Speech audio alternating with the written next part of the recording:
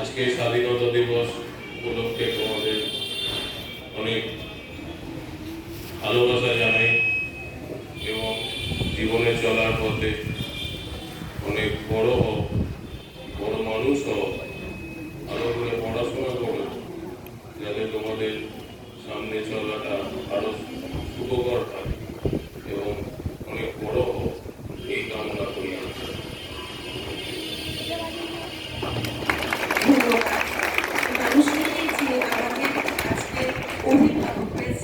এবং আমরা আজকে তার সান্নিধ্য পেয়েছি। আমরা এর পরবর্তীতে চলে যাব RNL ফোর্সের শ্রদ্ধেয় স্যার নওশাদ আলমজির কাছে এবং আমরা আরেকটু কিছু তার আশীর্বচন জানতে চাই।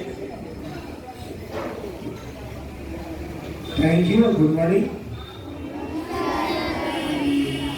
আজকে ইন্ডিপেন্ডেন্স ডে, আমি খুব বড় কোনো স্পিচ দেব না, কিন্তু হ্যাঁ একটা কথা বলবো। রবীন্দ্রনাথ ঠাকুরকে জানেন আপনাদের?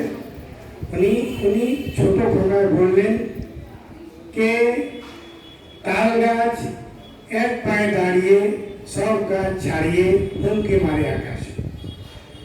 এরকম আপনাদেরকেও, আপনার সঙ্গে অনেকজন কম্পিটিশনে আসবে, কিন্তু আপনাকে এক পা দাঁড়িয়ে তার কাছে নতুন থাকতে হবে আর হুমকি মেরে জীবনে ভালোভাবে একটু উন্নতি করতে হবে, সাকসেস হতে হবে, কামিয়াব হতে হবে।